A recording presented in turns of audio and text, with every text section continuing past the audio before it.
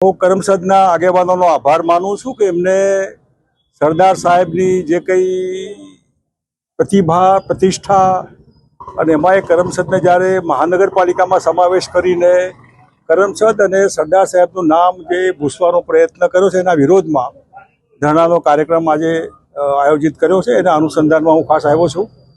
જે સરદાર સાહેબ એ ગાંધીજી, નહેરુજી અને દેશને બનાવનાર એમને એક નાનકડા નામ માટે જો સરકાર આવો પ્રયત્ન કરતી હોય, સરદાર સ્મૃતિમાં પણ ગ્રાન્ટ આપવી બંધ કરવી, સ્ટેડિયમનું નામ બદલવું, ઇન્ટરનેશનલ એરપોર્ટની તકતી હોય તકતી ક્યાંક ને ક્યાંક સંતાડી દેવી વગેરે વગેરે, અને એસઓયુનું નામ એસઓયુના બદલે સરદાર પ્રતિભા રાખવામાં શું વાંધો હતો?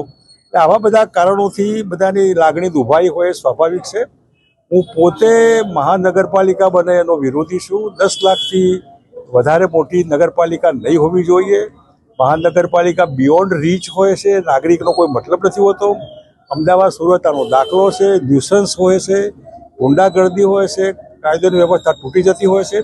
એના ઠેકાણે સ્મોલ એન્ડ બ્યુટીફુલ નાની વસ્તુ વિધિન રીચ નાગરિકોના ભલા માટે નાની નગરપાલિકા હોવી જોઈએ. આણંદ મહાનગરપાલિકાનો પ્રોગ્રામ મોકૂફ રાખે, ગુજરાતમાં નિર્ણય કરે કે કોઈ પણ ઠેકાણે 10 લાખથી વધારે મોટી નગરપાલિકા નહીં હોય, આવો નિર્ણય કરે ને આના અનુસંધાનમાં જે આજનો ઇસ્યુ છે એ ઇસ્યુ ધ્યાનમાં રહીને બધા પાર્ટીના આગેવાનો, મુખ્યમંત્રીને વગેરે ત્યાં દિલ્હી જઈને રજૂઆત કરે. વડાપ્રધાને, હોમ મિનિસ્ટરને બી અમારી લાગણીઓ છે, આમાં તકલીફ ક્યાં છે તમને?